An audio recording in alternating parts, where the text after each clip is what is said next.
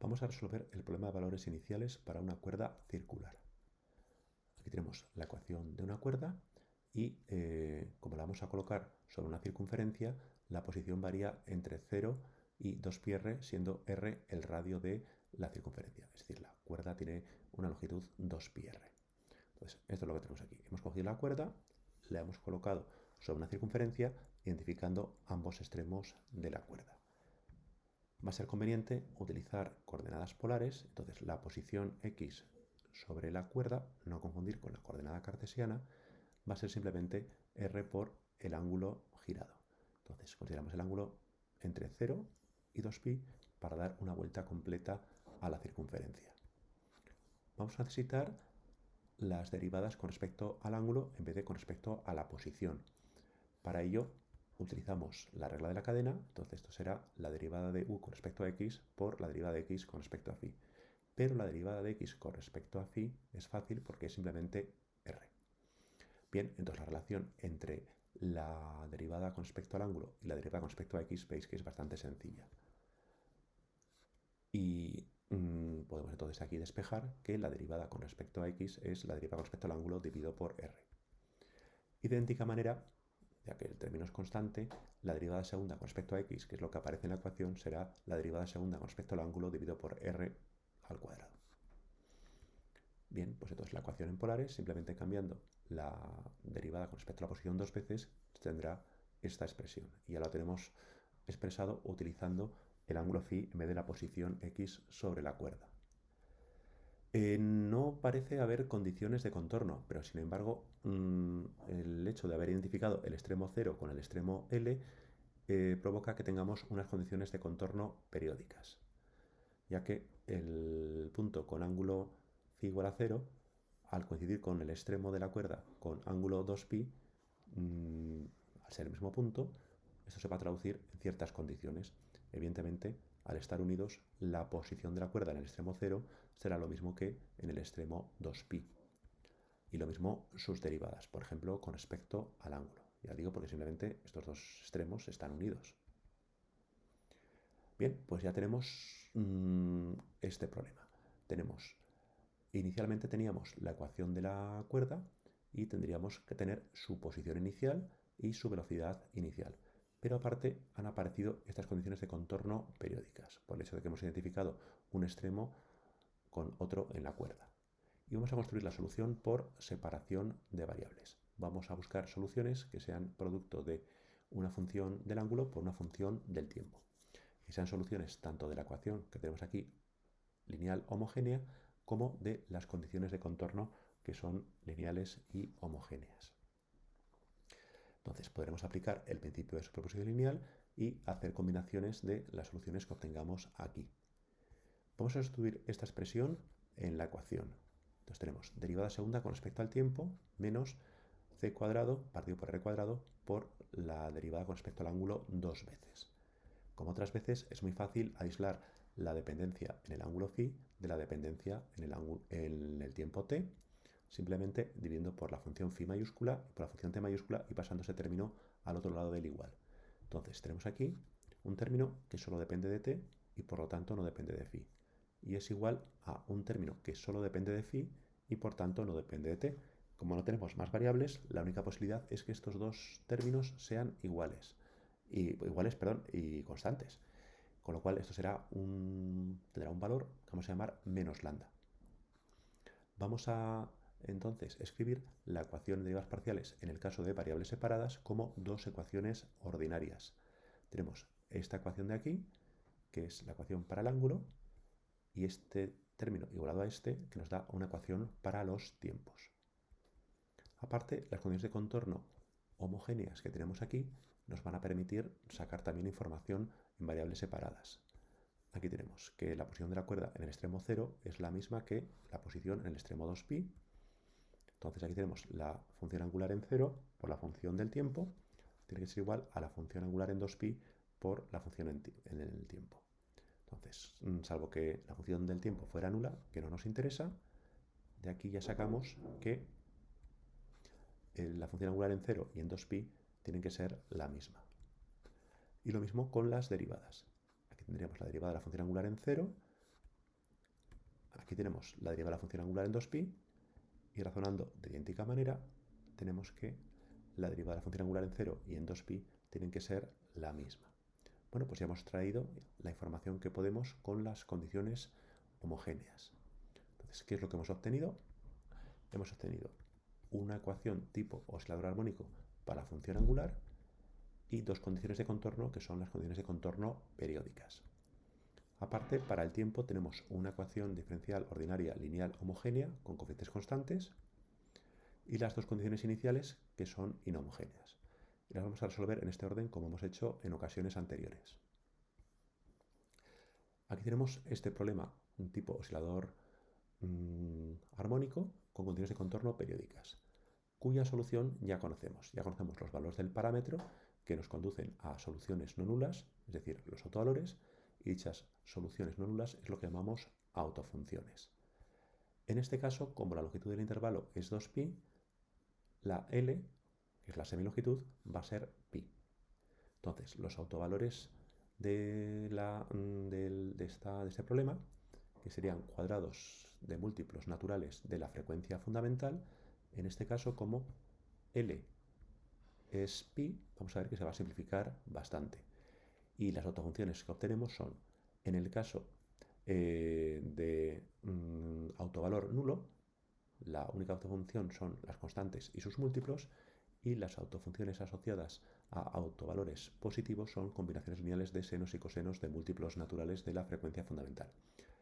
Como decía, L es pi, con lo cual esto se nos simplifica bastante, hay cancelaciones y tenemos estas expresiones. Los autovalores en este caso son cuadrados de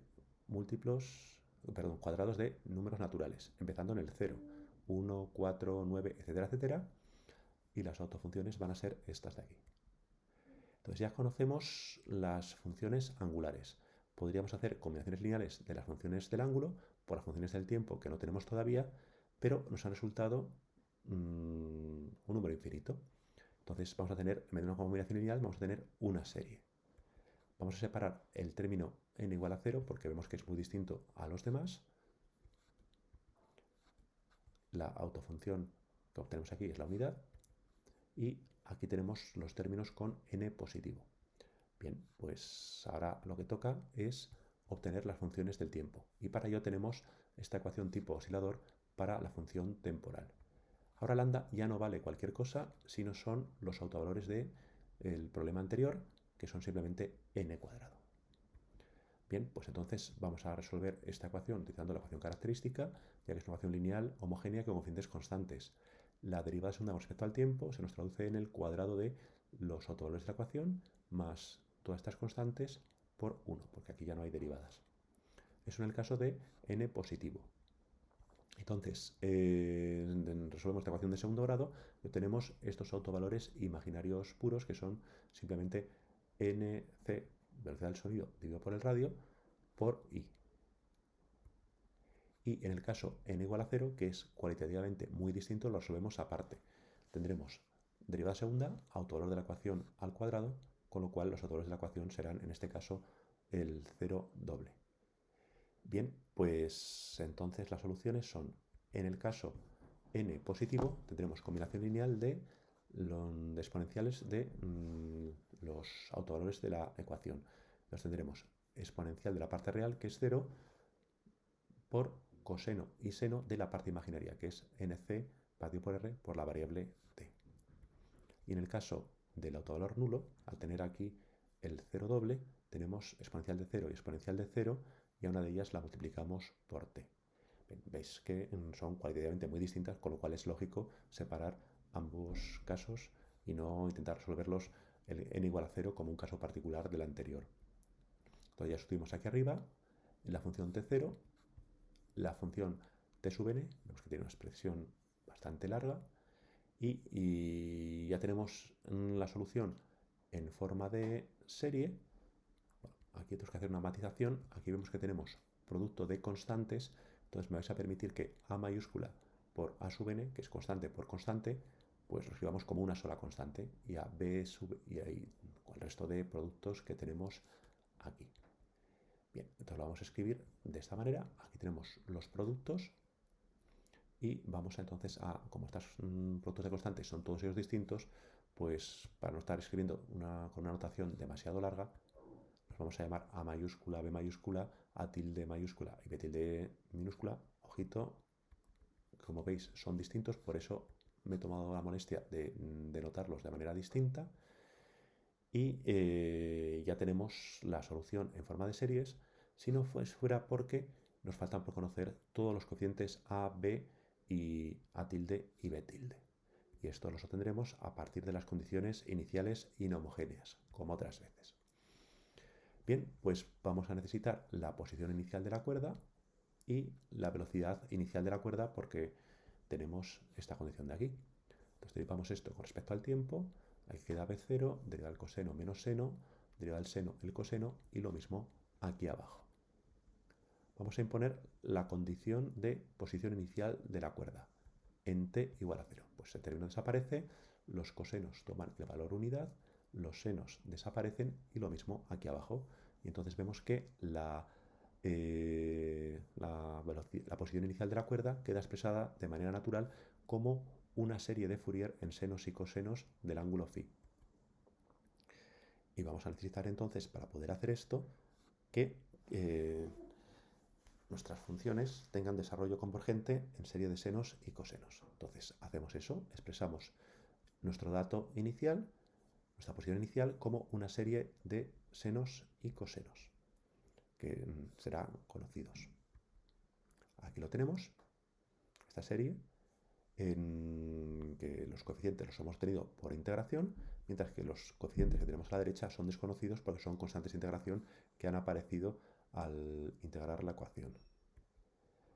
Y de aquí podemos identificar los coeficientes desconocidos. A sub 0 es f0 y a sub n es f sub n y a tilde sub n es f sub n en este desarrollo. Es decir, los términos del coseno son iguales, los términos del seno son iguales y los términos independientes son iguales. Porque si una serie si una función tiene una serie convergente y tiene una segunda serie, como es el caso, sus coeficientes tienen que ser iguales, porque solamente puede tener una serie convergente. Bien, pues ya tenemos identificados la mitad de los coeficientes. Y ahora vamos a hacer lo mismo con la velocidad inicial. La velocidad inicial la obtenemos sustituyendo en la velocidad t igual a 0. Entonces vemos que los términos en seno se nos van, los términos en coseno toman el valor unidad y volvemos a tener g conocida, es un dato, como una serie desconocida de Fourier en senos y cosenos. Entonces procedemos igual que antes, calculamos la serie de Fourier de la función g, que es conocida, los coeficientes se obtienen por integración, son conocidos, mientras que los coeficientes de la derecha son desconocidos. Entonces tenemos una función con dos series convergentes. Pues bien, pues esto solo puede ser si la serie es la misma, es decir, los términos independientes son los mismos, los términos que multiplican a los cosenos son los mismos y los términos que multiplican a los senos son los mismos. Por lo tanto, de aquí sacamos esto, que el coeficiente b sub 0 es el g0 medios, el término b sub n, que es el que multiplica al coseno, pues será el g sub n dividido por esta cantidad, y el coeficiente b sub n con tilde será el g sub n dividido por esta cantidad. Y ya tenemos identificados todos los coeficientes de esta serie, todos los coeficientes desconocidos. Pues nada, sustituimos el a0, el b0, el a sub n y el término a n tilde, el b sub n y el b sub n tilde. Entonces todos los coeficientes han quedado determinados y esta es la solución de nuestro problema. Bien, pues entonces este problema, como vemos, tiene esta solución en forma de series, donde todos los coeficientes que aparecen aquí se obtienen a partir del desarrollo en serie de Fourier convergente en senos y cosenos para la función posición inicial de la cuerda y velocidad inicial de la cuerda. Vamos a resolverlo esto en un caso sencillo en el que nos dicen que la posición de la cuerda inicial es esta y la velocidad inicial de la cuerda es esta. Nos dicen que la cuerda tiene un radio unidad y que la velocidad del sonido en determinadas unidades es la unidad. Bien, pues esta entonces la función f, esta es la función g, y esta sería la solución del problema.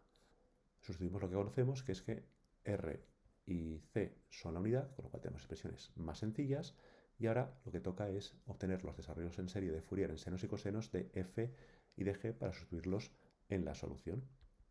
En este caso es fácil porque la función f, seno de phi, coseno de phi, es simplemente un medio del seno del ángulo doble, con lo cual aquí lo que tenemos es una serie de Fourier con un solo término en el que todos los coeficientes son nulos, salvo el coeficiente que multiplica al seno del ángulo doble, que es f tilde 2, que es un medio. Y algo parecido sucede con la velocidad inicial, que es simplemente el coseno cuadrado de phi, es decir, un medio de 1 más el coseno del ángulo doble. Entonces, ya lo tenemos expresado en forma de serie, en la que solamente tenemos el término independiente y el término que multiplica al coseno del ángulo doble, que es un medio. Y de aquí leemos que todos los coeficientes son nulos, salvo el g0, que es la unidad, y el coeficiente que multiplica el coseno del ángulo doble, que es un medio. Bien, pues entonces esta es nuestra serie en la cual solamente estos tres coeficientes son distintos de 0. Pues lo sustituimos aquí y ya tenemos los tres términos de la solución de este problema, como tenemos aquí. Entonces, simplemente, si queréis, simplificamos esto un poco y ya tenemos la solución. Aquí tenemos la cuerda en su posición inicial, que tiene pues forma de seno del ángulo doble. Este extremo está identificado con este de aquí. Bien, pues vamos a ver cómo evoluciona esta cuerda en el tiempo. Vamos a ver la animación entonces. Dejamos correr el tiempo. Vemos que como la cuerda no tiene los extremos fijos, pues se va desplazando y además tiene cierto movimiento hacia la izquierda, como podemos ver aquí.